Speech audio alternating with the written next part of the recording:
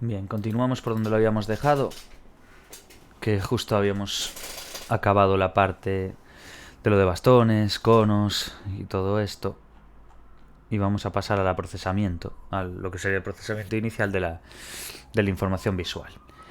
Vamos La- a por ello. Eso es. Las fases iniciales del procesamiento de la información visual tienen lugar en la retina. La luz hace que los fotorreceptores se hiperpolaricen, liberando menor cantidad de glutamato. Esto produce cambios en el potencial de membrana de las células bipolares, con los que los fotorreceptores establecen sinapsis, como ya habíamos visto y demás, y en consecuencia también se producen cambios de potencial en las células ganglionares, con las que las establece la sinapsis de las células bipolares. Los cambios en el potencial de ambos tipos de células se deben a la información que reciben de diversos fotorreceptores. Campo receptivo es el conjunto de fotorreceptores que envían información de un área concreta del campo visual a células nerviosas. El campo receptivo está constituido por dos áreas concéntricas, una central en forma de círculo y otra periférica formando un anillo alrededor de la parte central, y presenta una organización. Vale. En este caso una organización antagónica. La respuesta de la célula bipolar es contraria si la luz incide en el centro o en la periferia. Se distinguen dos... Vamos, que no... que esta respuesta de la célula bipolar es diferente si la luz da en el centro o si da en la periferia. Entonces se distinguen dos tipos de células bipolares, lo que son las células de centro on y las células de centro off. En las de on, si se ilumina el centro del campo receptivo de la célula de centro on, se producirá una despolarización, mientras que la célula se hiperpolarizará si la luz incide en la periferia del campo receptivo. Hay que entender, por eso repetí antes lo de centro y periferia, que no, para diferenciarlo precisamente por eso. En las células de centro on, cuando se ilumina, vamos, el centro del campo receptivo de esta célula, se produce una despolarización, cuando se da en el centro, mientras que se hiperpolarizará cuando es en la periferia. Yo lo entiendo hiper como, a ver, como más ahí, en ese caso, ese prefijo, quiero decir. Entonces vosotros os imagináis como si fuera Madrid y como si fuera la periferia de Madrid. La periferia de Madrid es como un anillo más grande sobre uno central. Entonces el hiper lo aprovechas para eso. Pero bueno, no hace falta hacer una mnemotecnia ni nada, simplemente se ilumina la parte del centro, despolarización, del centro on, ¿eh? ¿Y qué pasa si la luz da a la periferia de ese campo? Pues que se hiperpolariza. Luego, las células del centro off, si se ilumina el centro del campo receptivo de una célula del centro off, se produce una hiperpolarización. Pero si la luz incide en la periferia, una despolarización. ¿Qué significa esto? Que es al revés que lo otro.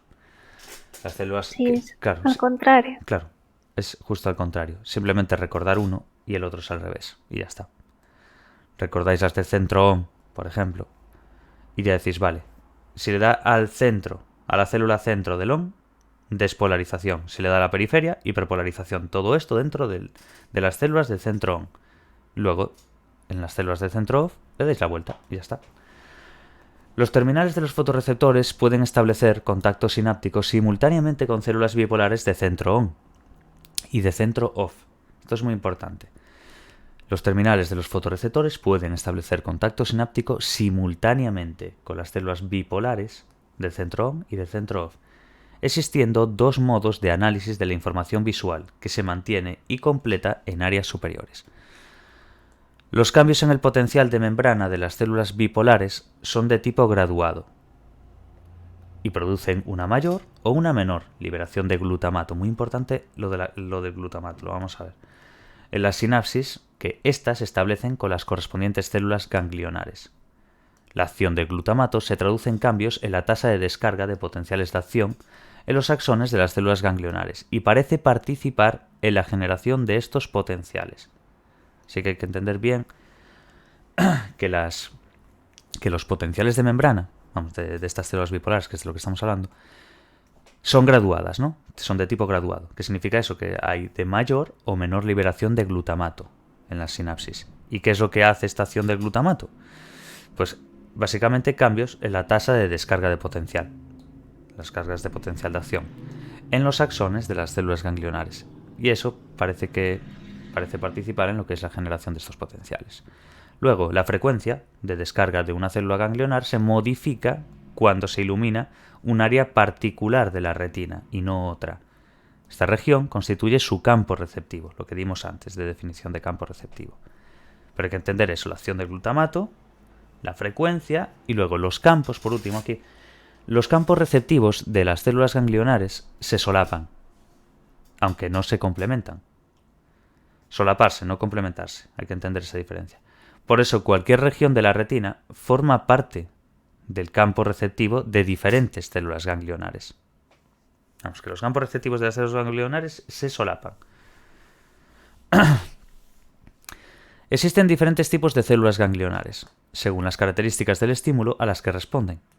Como en el caso de las células bipolares, los campos receptivos de estas células están constituidos por dos regiones concéntricas, con una organización centro-periferia que es antagónica, y se nombra como las células bipolares de las que reciben información, células del centrón y de centro-off. Vamos a ir viendo diferentes tipos de células ganglionares. Células sensibles al contraste. Responden de forma más vigorosa cuando existe un máximo contraste de la luz, que incide en el centro y en la periferia, es decir, cuando se ilumina una parte de su campo receptivo, ese contraste. Células de centrón señalan los aumentos de la iluminación que inciden en el centro de su campo receptivo, mientras que las células de centro-off codifican los decrementos, no los aumentos, en la iluminación. Células de centro-off señalan los aumentos de la iluminación cuando dan en el centro. Y las células de centro-off codifican los decrementos en la iluminación. Vamos, células sensibles al contraste. Su función, ¿cuál es? La de informar al sistema nervioso central de la diferente distribución de la luz en la retina. Vamos, las diferencias de contraste. Ya que responde de forma débil cuando la iluminación es difusa y afecta a todo su campo receptivo. Estas células son muy eficaces para señalar los bordes de las imágenes que inciden en sus campos receptivos, que nos permite identificar las líneas que delimitan los objetos. Nos ayudan también a reconocer los objetos independientemente de la luz que los rodea, pues no identificamos los bordes por la intensidad absoluta de la luz de un objeto, sino por la diferencia de contraste en la iluminación entre la figura y el fondo. ¡Qué guay! Sí, la verdad es que sí. Luego, esas eran las células sensibles a lo que es el contraste. Ahora podríamos ver las células sensibles a la dirección o al movimiento. Responden de forma significativa a un punto de luz que se mueve en una dirección concreta, pero no responden o se inhiben ante el movimiento del mismo punto de luz en la dirección contraria. Las respuestas de estas células no dependen de la localización del punto de luz sobre su campo receptivo. Sus respuestas son independientes de los aspectos espaciales. Se activan fundamentalmente ante cambios en la iluminación en función del tiempo, por lo que responden mejor a las características temporales de los estímulos. Entonces tenemos que entender eso. Células sensibles, vamos, a la dirección y al movimiento. Células sensibles al color. Presentan una organización centroperiférica de tipo antagónico, pero referido a colores, porque reciben información procedente de los tres tipos de conos sensibles a diferentes longitudes de onda de luz, los que vimos anteriormente. Los colores que habitualmente se oponen son rojo-verde y azul-amarillo. Y en función de cómo sean las respuestas de las células ganglionares a la situación de estos colores en su campo receptivo, encontraremos diferentes tipos de células ganglionares. Ejemplo, célula centroperiferia rojo más verde. Cuando una luz de color rojo incide en el centro de su campo receptivo, ésta respondería con una tasa de descarga de potenciales de acción que codificarían el color rojo. Si se estimula la zona periférica con una luz verde, se produciría una inhibición de sus respuestas. A estas células ganglionares se les llama células oponentes al color. Por tanto, las células ganglionares de la retina están especializadas en el procesamiento de diferentes aspectos del estímulo visual, como los detalles finos de la imagen, su color o su movimiento. Toda esta información debe transmitirse a los siguientes niveles de procesamiento: el núcleo geniculado lateral del tálamo y posteriormente a la corteza visual, Para ello, los axones de las células ganglionares de la retina constituyen el nervio óptico. Se dividen en dos grupos en el quiasma óptico. Los que provienen de la mitad de la retina más cerca a la nariz cruzan hacia el lado contralateral, lo que es hemirretina nasal, y la otra mitad de la retina proyecta sus axones ipsilateralmente, que es lo que es la hemirretina temporal. Entender la nasal y la temporal. Como una es en el lado contralateral y la otra es ipsilateral. Vale. La información de la parte derecha de los campos visuales se proyecta en la parte izquierda de cada retina. La información de la parte izquierda de los campos visuales se recibe en la mitad derecha de cada retina. Lo veis bien en el dibujo de aquí. Veis el campo visual, el ojo izquierdo, derecho, y vais viendo las partes, el quiasma óptico y demás. Pero veis el cruce. Eso es de lo que se trata. ¿Veis el ojo derecho lo que está viendo y veis toda esta línea roja que va para el lado? Diferente. ¿Y la verde cómo va a este? Eso es de lo que se trata. De entender... Totalmente cruzado. Claro. Es que de hecho se veía hasta también creo que las ranas y demás, pero bueno. O en ciertos peces creo que eran en los peces. No me acuerdo ahora. Da igual. La cosa es, la información de la parte derecha del campo visual se proyecta en la parte izquierda de cada retina. Y la información de la parte izquierda de los campos visuales se recibe en la mitad derecha de cada retina. A partir del quiasma óptico, esto de aquí que veis, aquí, estos axones constituyen lo que es el tracto óptico. ¿Veis el tracto óptico? Estas líneas rojas que veis aquí. Eso es el tracto óptico. ¿Qué está haciendo? Transmitir la información visual en su mayor parte ¿a dónde? Al núcleo geniculado, perdón. Me quedo seco. Entonces, hay que entender esto. Tracto óptico, estas líneas de aquí que veis, como si fueran pues unos cables, por así decir, que transmite la información visual en su mayor parte al núcleo geniculado lateral del tálamo. Aquí lo veis, núcleo geniculado lateral. Del que parten axones divergentes, que constituyen lo que es la radiación óptica. ¿Veis esta de aquí? Esto sería la radiación óptica. Y esta radiación óptica, ¿qué va a alcanzar? Pues la corteza visual. Lo que me parece como más raro, o no sé cómo decirlo, es como que cruza de delante hacia atrás del todo. Sí, explican... O sea, recorre todo. Claro. Sí, es que recorre todo. Lo que llama la atención es ese cruce, ¿sabes? Esa información de la parte derecha Claro. y que se proyecta en la parte izquierda de la retina. Pero básicamente cuando lo ves aquí, no es que pone, para ello los axones de las células ganglionares de la retina constituyen el nervio óptico. Nervio óptico, lo que vimos aquí, que es donde empieza, por así decir. Se divide en dos grupos, que es el quiasma óptico. ¿Pero cuál? Dentro de ese quiasma óptico hay, en ese caso, quiero decir, hay dos grupos de ese quiasma óptico. Los que vienen de la mitad de la retina más cerca de la nariz, sí, que cruzan hacia el lado contralateral, lo que es la hemirretina nasal.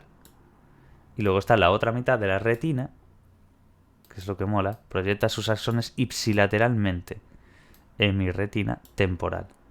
De ahí que explique después que la información de la parte derecha vaya a la izquierda en cada retina y que la de la izquierda se reciba en la mitad derecha de la retina. Está muy guay. Complicados y qué bonitas somos. Sí, exacto. Vale, existe, bueno, lo que dimos después, tracto óptico. En plan, cuando a partir de ese quiasma óptico, esos axones constituyen lo que es el tracto óptico. Y a raíz de ese tracto óptico es lo que va a pasar esa información, bueno, a transmitir, no a pasar, a transmitir esa información al núcleo geniculado lateral del tálamo, que es lo que vemos aquí. Esta parte grisácea, quiero decir, que parece como una legumbre, pues eso. Y va a constituir después lo que es la radiación óptica y alcanzar, por ende, la corteza visual. ¿Qué pasa después? Existe un mapa retinotópico que permite localizar la situación de los objetos en el campo visual. Cada punto del campo visual se proyecta en un punto determinado de la retina de forma invertida. Este es el rollo. Lo que está en la parte superior del campo visual se proyecta en la parte inferior de la retina. Lo que está en la parte derecha del campo visual se proyecta en la mitad izquierda de la retina. La información procedente de cada punto en el campo visual es codificada y transmitida por los axones de las células ganglionares a la retina de forma ordenada.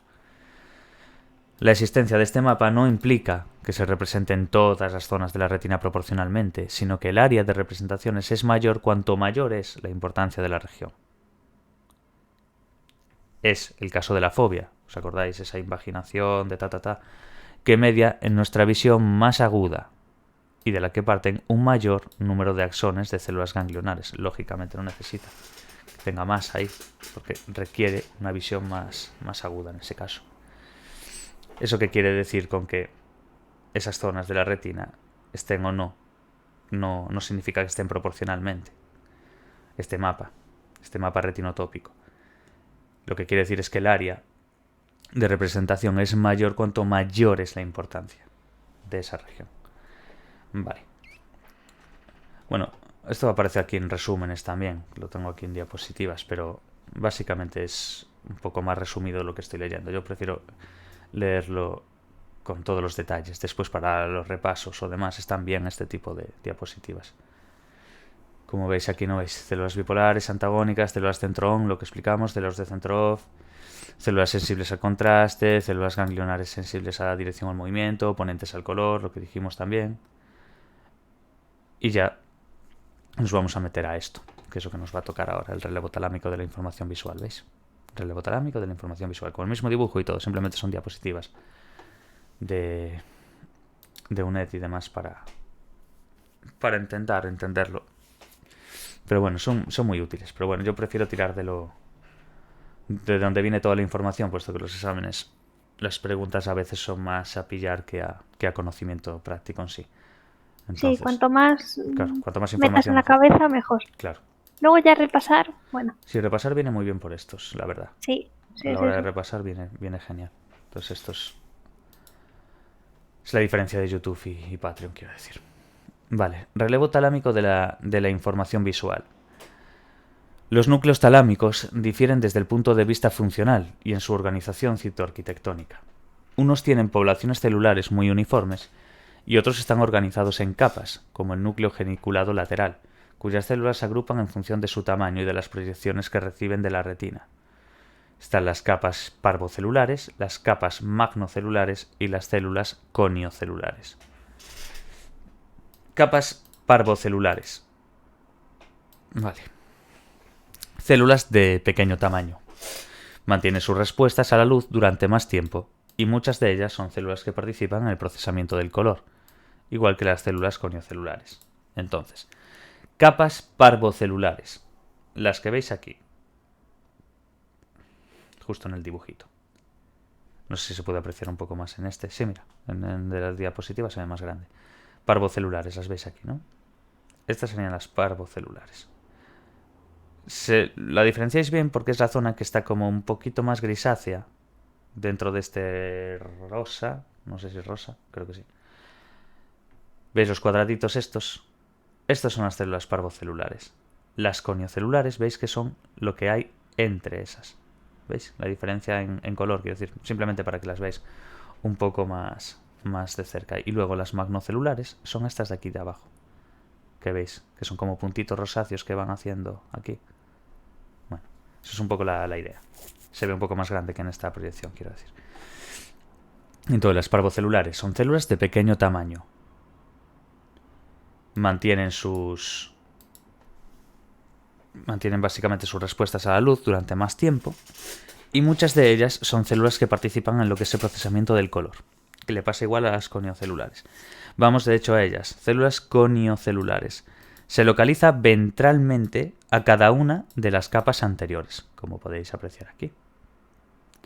Y luego, ¿qué vendría? Las magnocelulares. Magno, ya nos lo dice el prefijo, células de gran tamaño.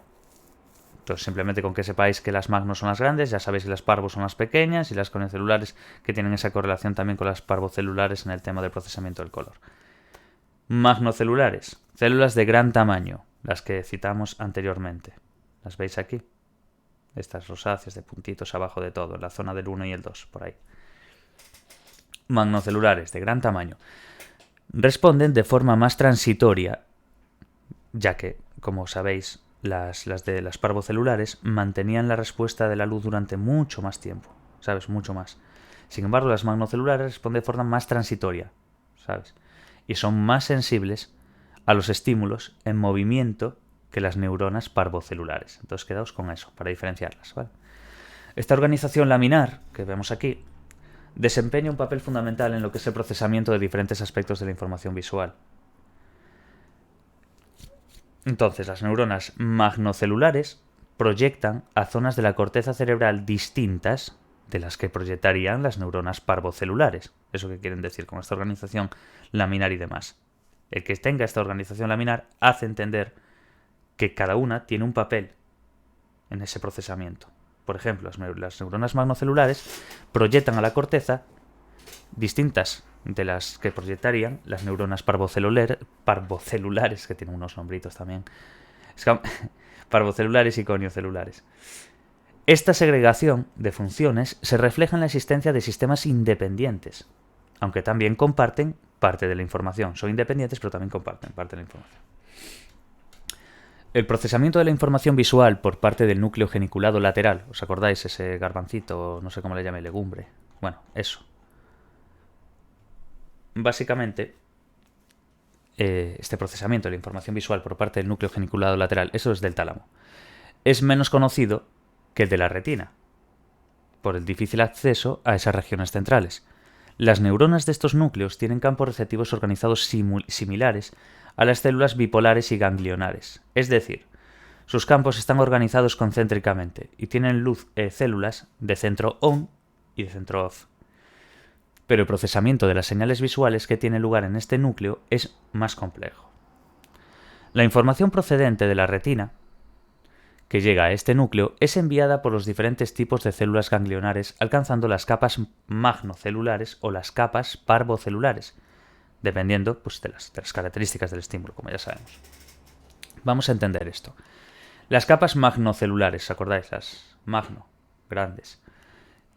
Estas capas lo que quiere decir es que tienen campos receptivos grandes, responden a la presencia de objetos de gran tamaño, contribuyen a la percepción de características generales y os acordáis que dijimos antes lo del movimiento, pues y al movimiento de los objetos.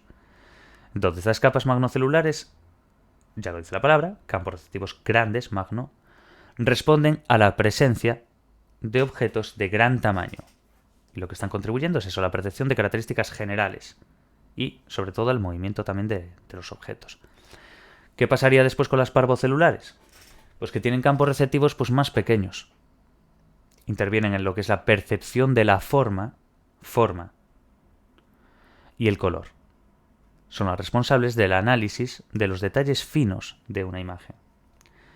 Estos dos sistemas forman parte de un circuito dentro de este núcleo geniculado lateral, ¿os acordáis? Y antes de que la información visual sea transmitida a la corteza cerebral, sufre un cierto grado de procesamiento. Las células coniocelulares tienen una función menos conocida. Es la que se encarga de modular la percepción del color. También tenía esa parte las capas parvocelulares, que es el tema del color. Pero atiende a la percepción de la forma y demás. Pero las células coniocelulares básicamente es eso, que es la función menos conocida, que es la de modular la percepción del color. Después, una vez que las señales visuales han sido procesadas en el tálamo, la información es enviada. Vamos, una vez que del núcleo geniculado lateral y demás, que lo procesa el tálamo, ¿la información a dónde va? Pues a la corteza. En este caso, pues a la corteza visual. ¿A través de la qué? De las radiaciones ópticas y otras regiones encefálicas. ¿Os acordáis cuando atrás de todo vimos una cosa que era radiación? Cuando dijimos radiación óptica, ese último proceso, pues la radiación óptica es eso, lo que citamos anteriormente. ¿Y va a dar a dónde? A la corteza visual, que es lo que estamos hablando ahora. Y así es. Vale. Procesamiento cortical en el sistema visual. Ahora que hemos acabado todo este proceso, acabamos en el último, que es el procesamiento cortical. Vamos a dar el procesamiento cortical y una vez acabamos el procesamiento cortical, que suele ser pues, lo complejo, lo potente y demás, vemos la parte de la percepción que tiene lo que es la percepción visual, esa percepción del color, de la forma, lo que hemos citado antes. Simplemente a medida que vas avanzando estás dando las cosas como más adentro. Y luego ya pasamos al auditivo, que ya es otra historia. Entonces vamos a intentar acabar esta parte. Vamos a darle para aquí. Aquí. Procesamiento cortical en el sistema visual. No, es lo mismo en las diapositivas. Os enseño esto porque cada 2x3 me preguntan ¿y qué hay en Patreon que no haya en YouTube? ¿O por qué es diferente una cosa con la otra? Tal. Y es básicamente este tipo de detalles. Fuera de las diapositivas. Ayuditas. Sí. Ayuditas que vienen bien. Claro. Para los exámenes y demás. No solamente preguntas y exámenes y esas cosas que también se suben. Sino estos detalles están muy bien. Vale. Por ejemplo, ahí acabamos el relevo talámico, lo que vimos antes, mano celular, párpado celular, conio celular, y ya nos meteríamos al procesamiento, ¿no? Es procesamiento cortical en el sistema visual. Es lo mismo. Aparte utilizamos las mismas imágenes porque es el mismo libro, es todo igual. Simplemente pues uno es un poquito más machacado, otro es un poco más extenso. La clave siempre es empezar por lo extenso y después, bueno, es como se suele hacer, vamos. Hay gente que directamente se mira el resumen y después, claro, en algunas materias es viable, pero en otras donde te van a preguntar cosas muy al detalle, una o dos preguntas libres, pero es que la inmensa mayoría no va a ser así. No te van a decir, ¿y cuál es la diferencia entre las células simples y las complejas? No. Te van a decir la organización antagónica centroperiférica de tal, y tú, vale, suspenso. Entonces, es un poco eso. Procesamiento cortical en el sistema visual. La información visual llega a través de los tractos ópticos al tálamo. Ya nos acordamos de eso, ¿no? Del núcleo geniculado lateral. ¿Y qué pasaba? Que de allí era enviada a la corteza, aquí, a eso que va a explicar ahora. Y de allí es enviada a la corteza visual primaria, corteza estriada o V1. Bueno, visual 1 se entiende por eso. V1 o corteza estriada. ¿Situada dónde? En el lóbulo occipital. ¿Veis aquí? Bueno, imagino que ya sabemos dónde están los lóbulos, pero bueno, lo vemos en la imagen, ¿veis esta zona verde justo detrás? Justo que está por encima del cerebelo y demás. Bueno, perfectamente se entiende, es el lóbulo occipital. V1 aquí. Esto es la corteza estriada V1, también la corteza visual primaria, situada en el lóbulo occipital. ¿Qué pasa? Que existen también otras áreas de la corteza visual, como podéis apreciar V2, V3 y V4 y V5 también, pero bueno. En conjunto, conocidas como la corteza extraestriada. Una cosa es la estriada y otra es la extraestriada. ¿Qué significa esto? Pues la corteza estriada es la V1 y todas las demás son las cortezas, la corteza, no las cortezas, sino la corteza, ya que es el conjunto de V2, V3, V4, V5. Esas son las cortezas extraestriadas. Parece un trabalenguas, extraestriadas. Que procesan... Es que lo es. Sí, un poco sí. Que procesan diversos aspectos de la información visual. Entonces, vamos a ir viendo el procesamiento visual ahora en el V1, en lo que es la corteza estriada. Existe una organización muy jerárquica de los campos receptivos de la corteza visual primaria. Algunos necesitan estímulos simples para ser activadas y otros, pues, estímulos más complejos. Según las propiedades de sus campos receptivos, se distinguen dos tipos principales de neuronas en la corteza visual primaria. Hay dos tipos de neuronas dentro de este V1, para así no liarnos. Células simples y células complejas. Se entiende bien. Vale, las simples presentan campos receptivos con una zona central y una zona periférica. Son más alargados y no concéntricos. La zona central alargada, sea excitadora o periférica, está rodeada por una zona simétrica cuya estimulación produce la respuesta opuesta, manteniendo la organización antagónica centro-periferia. Los campos receptivos de las células simples son el resultado de una determinada ordenación espacial de los campos receptivos de neuronas del núcleo geniculado lateral. Entonces quedémonos con eso. Células dentro de la V1. Del procesamiento visual en V1 hay una serie de propiedades de los campos receptivos. Hay dos tipos principales de neuronas dentro de esta corteza visual primaria, las simples y las complejas. Células simples y células complejas. Dentro de las simples presentan campos receptivos con una zona central y una periférica, y son más alargados y no concéntricos. Y hay que entender esa organización antagónica centro-periferia. Luego, los estímulos, que son óptimos para la activación, son en forma de barras alargadas. esto es importante, que tiene que tener la orientación adecuada para que la activación sea máxima. Y si la orientación del estímulo se aleja de la óptima, la tasa de disparo disminuye poco a poco. Cada célula simple responde a una orientación característica del estímulo en su campo visual, y todas las orientaciones posibles del estímulo están presentes en el conjunto global de la población de las células simples. ¿Qué pasa después? Las células complejas son las más abundantes de la corteza visual y se localizan en lo que es el área V1 y V2 y en otras áreas. Pero hay que entender bien esto. Estas células son las más abundantes de la corteza visual. Células complejas. ¿Qué le pasa a las complejas a diferencia de las simples? Que es un poco la forma de estudiar este tipo de cosas, cuando es una versus otra. Entender bien la diferencia entre una y otra. No tienen campos receptivos. ¿Qué pasaba con las simples? Que sí, tenían campos receptivos. Es que lo digo así porque muchas veces hay preguntas de este tipo. ¿Cuál de estas no tiene campos receptivos de tal? Y tú decir, vale, células simples, complejas, ¿cuál es la que no lo tenía? Y eso es lo que te tienes que acordar. Así son las preguntas. No, quiero decir, el que sea la primera vez que hace este tipo de exámenes lo va a ver. Y el que posiblemente ya los haya hecho, pues sabe de lo que le hablo. Células complejas, las más abundantes de la corteza visual. Se localizan en V1, V2 y otras áreas. Bueno, no tiene campos receptivos organizados en áreas excitadoras o inhibidoras, a diferencia de las células simples, que sí presentan campos receptivos con una zona central y una zona periférica. Sus campos receptivos son más grandes que los de las células simples. Lo que hay que entender es que lo que es la célula compleja en sí tiene campos receptivos, pero no los tiene como las células simples. No están organizados, no tienen la misma organización en áreas excitadoras o inhibidoras. Lo que sí tiene son campos receptivos más grandes que los de las células simples, lo que sugiere que son el resultado de aferencias provenientes de diversas células simples, organizadas espacialmente de forma característica. No son estimuladas por puntos fijos, sino que como pasaba con células simples y demás también. No son estimuladas por puntos fijos, sino que son estimuladas por el movimiento brusco de un hilo o una barra que recorre su campo perceptivo con una orientación determinada. Selectividad de dirección. Las células complejas responden de forma intensa ante movimientos del estímulo luminoso en una dirección y no responden en otra. A diferencia de las simples cuando veíamos el tema de la orientación y demás, que tiene como conjunto global de las poblaciones de las células simples, que responden a orientaciones, pues dependiendo del estímulo del campo visual y demás, pero tiene todas las orientaciones posibles del estímulo.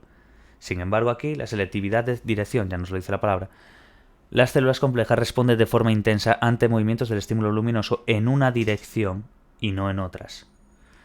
Finalización del campo receptivo. Estas células responden mejor ante un estímulo cuyo tamaño se ajusta a su campo receptivo, siendo su respuesta pues más débil cuando la barra de luz es más corta que el campo receptivo. Vamos, que estas células van a responder mejor cuando el tamaño se ajuste a su campo. Se piensa que estas células son un estadio superior en el procesamiento de la información visual. Para poder ver los objetos necesitamos que las imágenes se muevan, o mover los ojos periódicamente, lo que son los movimientos sarcádicos, y detenernos en las zonas que nos interesan. Esto nos permite proyectar mejor la imagen sobre la fóvea. Que el movimiento sea un factor esencial en la percepción explica que en el área V2 la mayoría de las células complejas respondan de forma selectiva a esta característica y que las células simples disminuyan progresivamente en los centros superiores. Vale, concepto de frecuencia espacial. Bueno, volvemos a las diapositivas, lo mismo. Como podéis apreciar aquí, procesamiento cortical del sistema visual, no es corteza visual primaria, es que es exactamente lo mismo. Corteza estriada V1, pasa que es diferente, diapositivas, mucho más cómodo para leer y menos cantidad de información.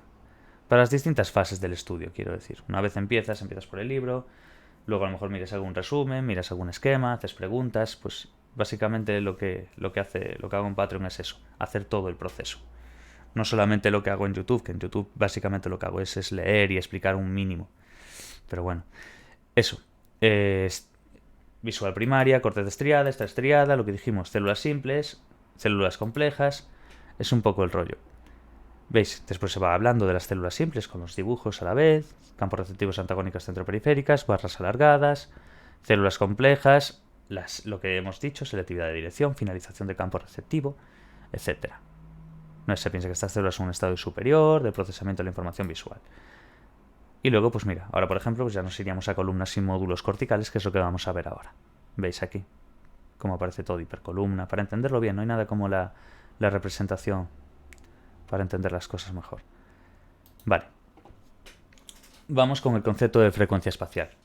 Los experimentos de Hubble y Wiesel sugerían que las neuronas de la corteza visual primaria se especializaban en la detección de líneas y bordes, pero estudios posteriores, por de Valois, demostraron que bueno, imagino que se pronunciará de otra manera, pero yo no se me da muy bien. Demostraron que... Bueno, ese señor. De Valois. Demostraron que las neuronas en V1 respondían de una manera específica a un tipo de estímulo especial, lo que es la rejilla sinusoidal. Recibe su nombre porque las variaciones en la luminosidad del mismo se describen por una onda sinusoide. La frecuencia y el grosor de las barras de la rejilla estará definida por la función sinusoidal que describe el estímulo. Estímulos de alta frecuencia tienen barras más delgadas y con bordes definidos. Importante. Que existan neuronas que codifican específicamente las frecuencias espaciales quiere decir que este mecanismo es importante para el procesamiento visual. Las imágenes ricas en frecuencias espaciales bajas tienden a aparecer borrosas, pero tienen mucha información. Las imágenes en las que se ha filtrado las frecuencias espaciales bajas y solo mantienen las altas no permiten discriminar bien las formas y muestran bordes con contrastes exagerados. El sistema magnocelular es evolutivamente el más antiguo. Se encarga de procesar las frecuencias espaciales bajas que aportan más información. Y aquí ya nos metemos ahora a lo que serían las columnas y los módulos corticales, que es este apartado de aquí. En la corteza visual primaria, la mayoría de las neuronas, sean simples o complejas, reciben información procedente de los dos ojos, son binoculares. Sin embargo, la mayoría de ellas reciben más aferencia desde un ojo que desde el otro, propiedad que se denomina dominancia ocular. Esto es muy importante. La mayoría de ellas reciben más aferencias desde un ojo que desde el otro. Y eso es bueno, pues ya lo dice la propia palabra, dominancia ocular. ¿Qué pasa aquí? Columnas de dominancia ocular. Neuronas que responden de forma preferente a las señales procedentes de un ojo. No se distribuye al azar, sino que disponen de forma alterna siguiendo un patrón constante. Otra propiedad que comparten las células simples y complejas es que tienen preferencia por una orientación determinada de los estímulos de su campo receptivo. Existe también una organización columnar para la preferencia por la orientación de los estímulos con un ángulo determinado. Columnas de orientación, formadas por las neuronas que responden a la misma orientación del estímulo. Ya nos lo va diciendo las palabras. Y luego, hipercolumnas es el conjunto de columnas que cubren todos los ángulos posibles de orientación de un estímulo. De ahí el hiper. Lo apreciáis aquí muy bien en el dibujo. ¿Veis las hipercolumnas aquí? Estas columnas de dominancia ocular y estas de orientación, aquí. Estas son las estacas. Estos tubitos verdes como si fueran del Mario Bros. Pues estas estacas de aquí. Básicamente es con los que nos quedamos. Vamos a ir viendo ahora también las estacas y demás, pero bueno, simplemente es para que lo veáis en el dibujo. Vale. Hipercolumnas, por último, lo que habíamos dicho, conjunto de columnas que cubren todos los ángulos posibles de orientación de un estímulo. Y las columnas de orientación responden pues a la misma orientación del estímulo. La disposición de los grupos celulares que procesan la orientación de los estímulos es en realidad más compleja. Y las columnas no siempre se disponen en paralelo, sino que pueden presentarse en configuraciones diferentes. Todas las posibles orientaciones están codificadas por columnas que se disponen en círculo alrededor de un punto central. Estacas o manchas, lo que os dije antes de aquí, estas cositas verdes que veis aquí, es una serie de agrupaciones de neuronas que responden al color. Pero bueno, vamos a leerlo aquí. Estacas o manchas, serie de agrupaciones de neuronas que responden al color. Se disponen alineadas en las columnas de dominancia ocular, atravesando las capas de la corteza visual primaria. muchas células de las estacas son oponentes al color.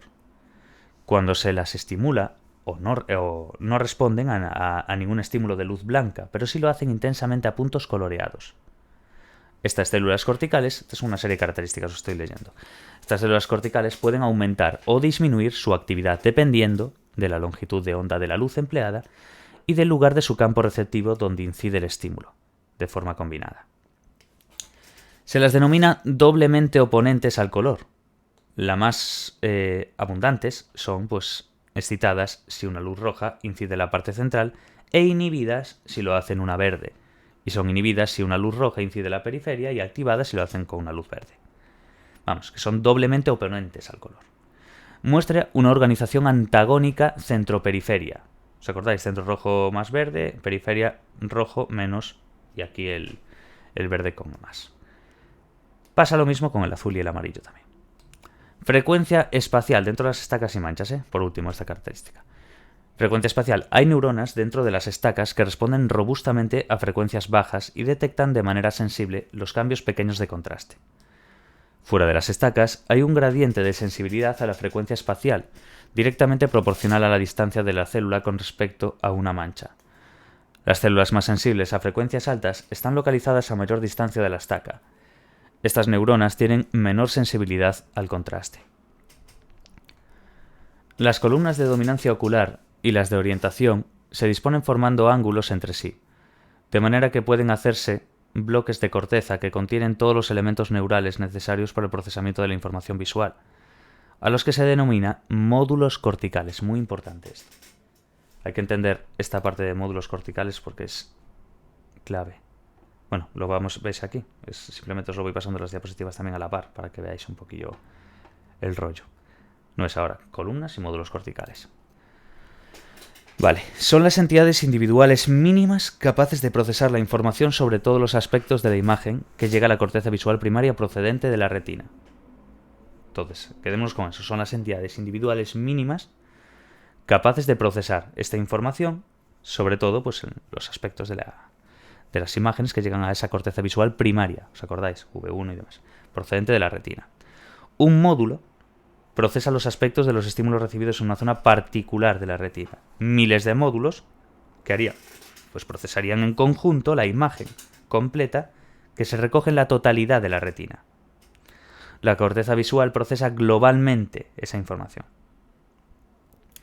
Los módulos corticales son iguales en cuanto a su organización celular, aferencias y eferencias, y en la forma de analizar la información que reciben. Su organización, su forma y demás, igual. A la forma incluso de analizar la información que reciben. Quedaos bien con esta parte. Es bastante importante. Los módulos corticales a ver, basta que diga eso para que no entre los módulos corticales y entre todo lo demás. Pero es muy importante, de verdad. Entonces, hay que quedarse bien con eso. Entidades individuales, mínimas, que son las que procesan la información, sobre todo los aspectos que llegan de la imagen a la V1, que viene de la retina.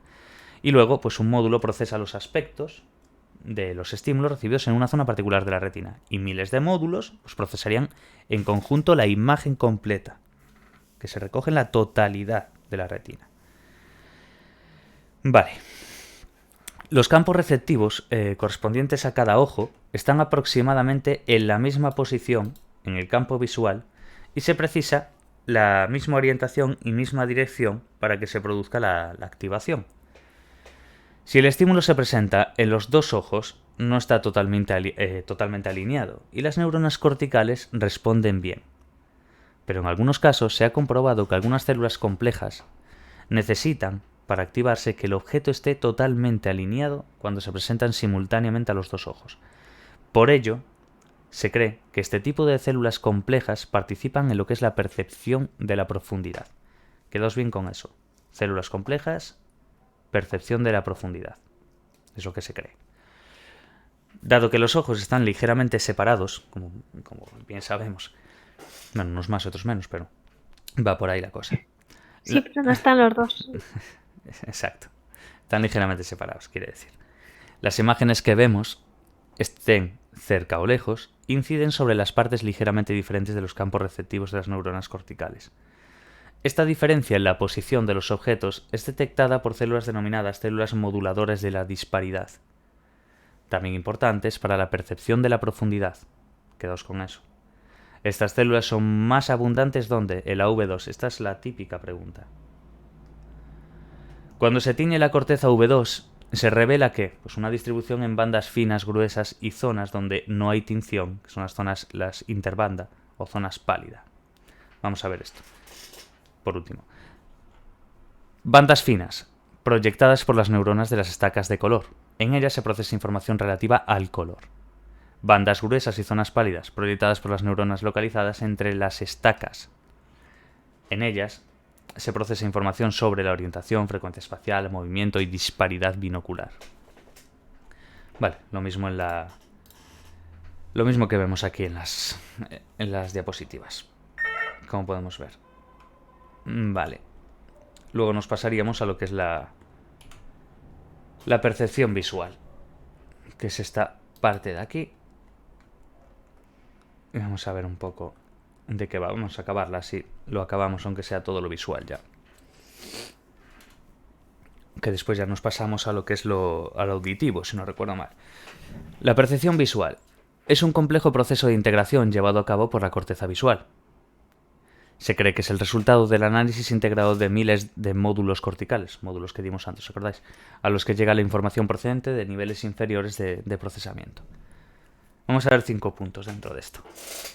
En estos niveles, características, por así decirlo. En estos niveles la imagen es dividida en componentes que son codificados por células individuales. Cada neurona responde únicamente a una determinada característica. Según se asciende en el nivel de procesamiento, los estímulos han de ser más específicos y complejos para que las neuronas respondan. Los diferentes circuitos que componen las vías visuales procesan separadamente algún aspecto de la señal visual. Al nivel de las células ganglionares de la retina hay una especialización de funciones, algunas al contraste. Esta segregación de funciones se mantiene en los centros superiores. Vamos. El proceso de análisis de la imagen visual se inicia en V1. Prosigue en otras áreas corticales superiores y es a partir de V1 y V2 cuando los componentes más específicos como el color, movimiento, forma, profundidad se analizan en áreas separadas. Vamos a entender esto. El área V4 implicada, por ejemplo, en el análisis del color. El área V5 está especializada en el movimiento y la profundidad. Es para que entendáis un poquillo entendamos este tema de lo que sería el proceso de análisis de la imagen, V1, se inicia, quiero decir. Luego va a otras áreas corticales superiores y a partir de ese V1 y ese V2 es cuando vemos los componentes más específicos, color, movimiento, etc., que se analizan en áreas separadas. Una de estas formas de entenderlo es, por ejemplo, en el área V4 está implicada en el análisis del color. El área V5 especializada en el movimiento y en la profundidad. Cada una de ellas tiene una representación de la retina, más que otras áreas. Esto que sugiere que hay áreas de análisis de los diversos aspectos de la información y que la percepción visual depende de ellas. De ahí que existan dos vías de proyección desde la corteza hacia estas dos áreas. Corriente ventral y corriente dorsal. Bueno, ventral y dorsal ya lo sabemos más que de sobras lo que significa. Corriente ventral, vía que se dirige al área de asociación temporal inferior. Participa en la percepción de los detalles y características de los objetos, en plan, ¿qué son? Y la corriente dorsal, que es la vía que se proyecta a la corteza parietal posterior. Corteza parietal posterior. Hay que entender la corriente ventral, que se dirige a la asociación temporal inferior. Corriente dorsal, se proyecta hacia la corteza parietal posterior. Está implicada en su localización en el espacio, donde están, y en la combinación de la información para ejecutar acciones con los objetos. Ejemplo. Paciente DF tiene daños en áreas de su corriente ventral. Corriente ventral. ¿Os acordáis? Corriente ventral, vía que se dirige al área de asociación temporal inferior. Participa en la percepción de los detalles y características de los objetos. Entonces, tiene daños en lo que es el área de su corriente ventral. Y a consecuencia, es incapaz de igualar la orientación de una hoja con una ranura. Pero sí podía ejecutar la acción de meterla en la ranura. ¿Veis la diferencia? Ese es el rollo. Es incapaz de igualar lo que es la orientación de la hoja con una ranura. Pero sí que es capaz de coger y meterla en la ranura. ¡Qué increíble es eso! Sí, la verdad sí. Este ejemplo nos indica que la corriente dorsal, la dorsal,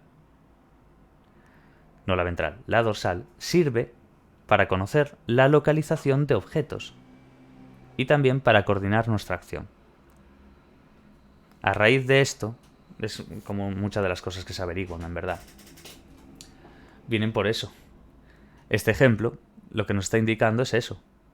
El paisano, bueno, el paciente, me sale el gallego, el paciente tiene daño en lo que sería su corriente ventral.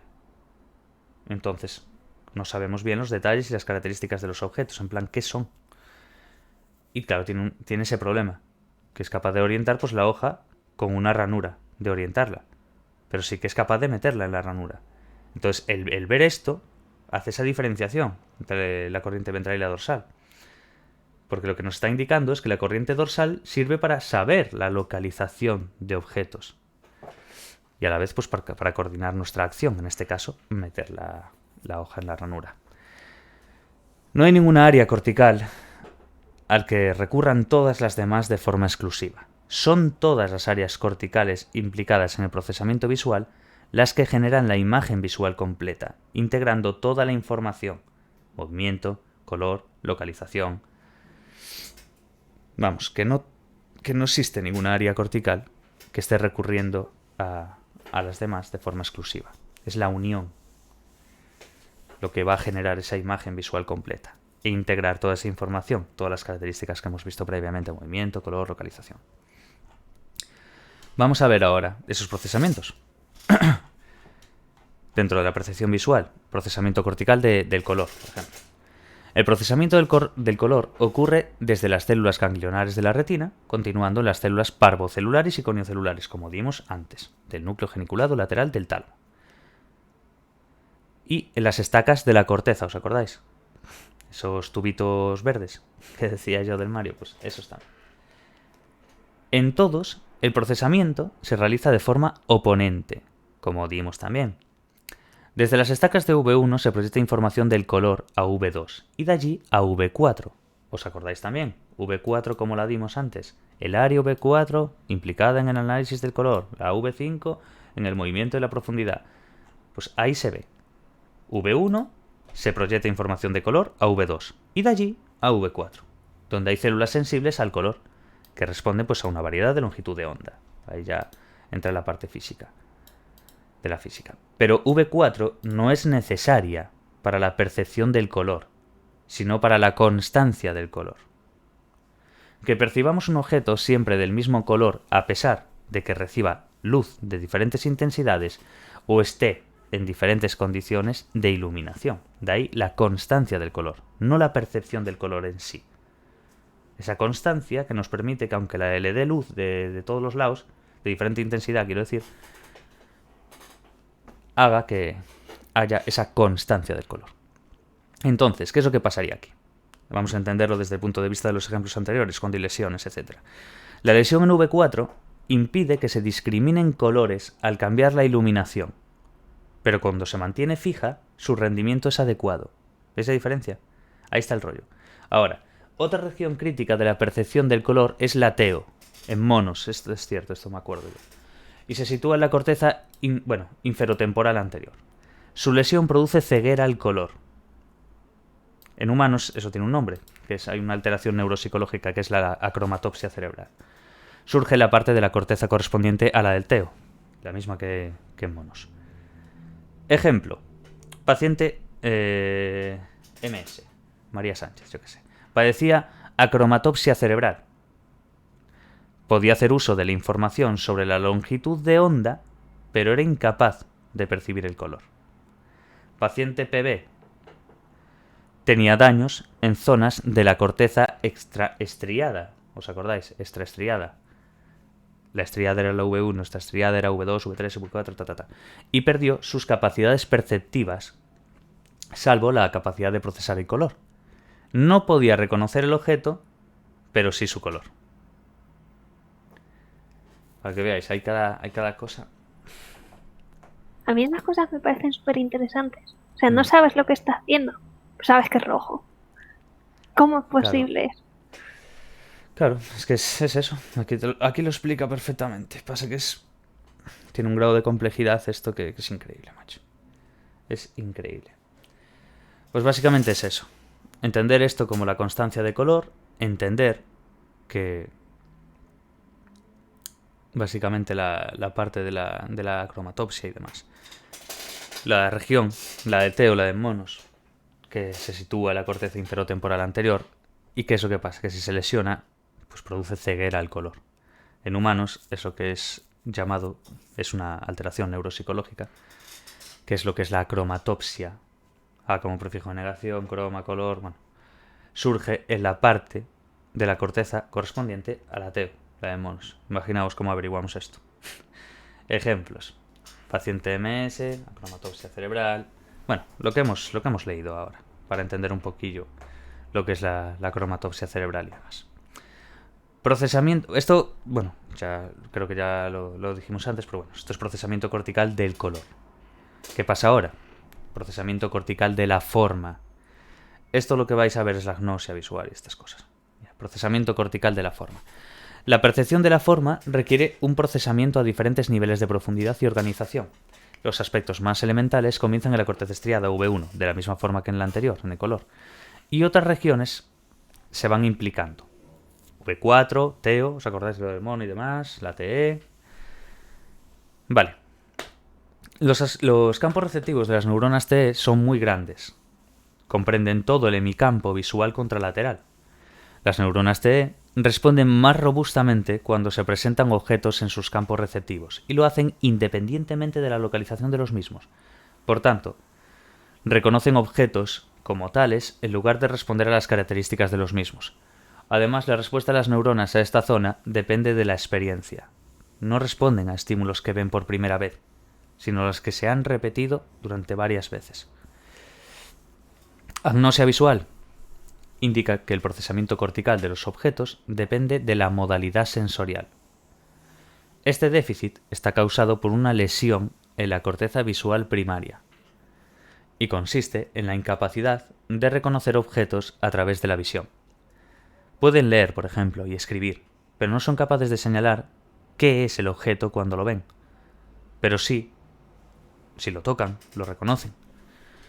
Esto señala que el conocimiento sobre el objeto existe y que el déficit es el específico de la vista. Los estudios de neuroimagen han demostrado que existen dominios específicos en áreas de la corriente ventral, en el lóbulo temporal, que se encargan del procesamiento de categorías de objetos diferentes, por ejemplo, área fusiforme facial, región parahipocampal y la área corporal extrastriada. Área fusiforme facial. Se activa ante la visión de una cara.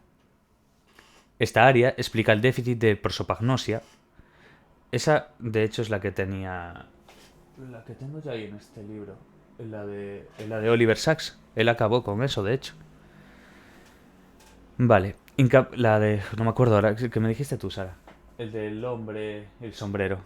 Sí, que confundía a El su hombre mujer. que confundía eso. Sí. Pues el tío, además de los casos que tuvo y demás, él acabó con eso. Vamos, Al acojonante. final acabamos todos locos. Claro, pero tú imagínate, dio 80.000 cosas más y muchísimos casos, pero es que él tuvo casos de Claro. eso y él tenía eso después. Es que vamos, es que es el universo riéndose de uno ya directamente. Área fusiforme facial. Se activa ante la visión de una cara. Esta área explica el déficit de prosopagnosia, que es la incapacidad para percibir las caras. Es curioso porque el tío, después yo lo había leído, después de haberlo leído, vi en plan en documentales de él y movidas, le ponía, él no podía ver la cara, ¿no? Pero le ponía a Obama, por ejemplo, y él, dependiendo de cómo tenía puesto el cuerpo, su posición de dominancia, su posición de tal, dice, es un político. Claro, y la peña se quedaba en Claro. plan, ¿pero cómo cojones lo hace? ¿Sabes? Porque él no ve la cara, pero Pero, ve la claro, piel, apreciaba otras claro, cosas. pero vio el color de la... y al final acertó. Dijo, eso es Obama. ¿Sabes? Y yo me quedé, pero esto es imposible, ¿cómo puede ser? Y él mismo, como paciente y como médico, explicaba. Y yo diciendo, no, qué injusticia, macho, qué injusticia. Que estás salvando a todo Dios y que te toque a ti la misma mierda, es increíble. Claro, pero Pues ya que has tenido la mala suerte de Sí, tenerlo, sí, sí, pero es lo que... aprovechas. Sin duda, sin duda. No, no, a ver, me quito el sombrero. Antes, mira, sombrero. Área fusiforme facial, vale. Se activa la visión de una cara. Esta área explica el déficit de prosopagnosia, incapacidad para percibir las caras. Entonces, unos investigadores dicen que esta área está especializada en el reconocimiento de caras. Otros sugieren que responde a estímulos complejos con los que tenemos experiencia. Se puede entrenar a un sujeto a reconocer, objetos humanoides creados por ordenador. Antes del entrenamiento no hay respuesta de esta área. Tras el mismo, esta zona de la corteza empieza a responder al presentarle el objeto. Mira. Esta área también responde a claves asociadas a la cara, aunque ésta no esté presente. Región parahipocampal. Se activa ante fotografías de escenas del exterior y con fondos o escenas del interior, pero no se activa ante fotos de objetos o patrones. Y área corporal extraestriada responde a imágenes corporales o partes del cuerpo, y no ante lo que serían las fotos de objetos o rostros, para que se entienda las diferencias del procesamiento de las categorías de objetos diferentes. Pero bueno, es la hostia esto, macho. Vale. Después, una vez hemos acabado con el color y lo que es la forma, nos quedaría el movimiento, ¿no? Y ahí va a entrar la kineptosia. Esto también, madre mía. Esto, hubo un caso en House, me estoy acordando ahora, que es un hijo, bueno, su padre está en coma, etcétera, tal. No voy a contar aquí la historia tampoco. Y él coge una bolsa y se la tira. Y él es incapaz de percibir ese movimiento. Después apaga la luz y la vuelve a encender así y aparece a su lado. Entonces se dio cuenta House de que, claro, con el efecto de, bueno, fuera de que sea una ficción y demás, de que no era capaz de percibir el movimiento. Y fue cuando le dijo, este hombre tiene kineptosia, tal, y se lo empezó a explicar, tal. Entonces, procesamiento cortical, todo esto viene al caso de que es el movimiento, quiero decir. Que es la capacidad, nosotros tenemos la capacidad para percibir el movimiento. Y eso juega, lo que pone aquí, juega un papel fundamental en nuestra adaptación al medio, lógicamente, y nuestra supervivencia. La kineptosia es la incapacidad para percibir el movimiento. El caso más famoso es el de la paciente LM, que no veía, los coches acercarse. Veía el líquido congelado, las bocas moviéndose a saltos. Tenía lesiones en lo que es el área temporal medial y en la temporal medial superior. ¿Qué Qué mal rollo. Sí, esto no, Como vivir con lag. esto es... Joder. Pero es que es así, Sí, ¿eh? sí, sí, guau, es que fue entre cruel y gracioso. Sí. No pasa nada, hombre, es una broma, pero sí, me ha pillado de sopetón, no me esperaba esa hostia. Temporal medial superior, bueno, eso, que corresponde al V5, como ya sabéis, movimiento. Una lesión en V5 produce déficits de percepción del movimiento y la microestimulación de la zona produce alteraciones en la percepción del movimiento. Entonces, la atención cumple una función importante en la percepción visual. Con una atención selectiva, extraemos y seleccionamos parte de la información del mundo que nos rodea.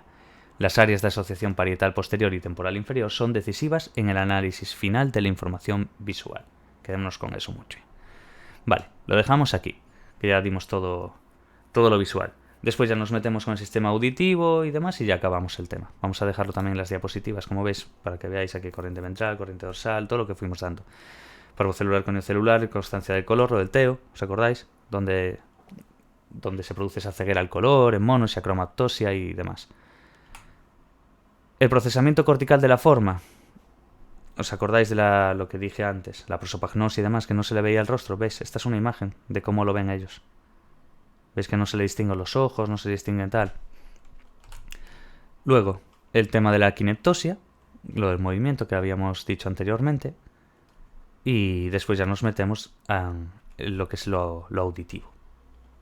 Entonces lo vamos a dejar por aquí para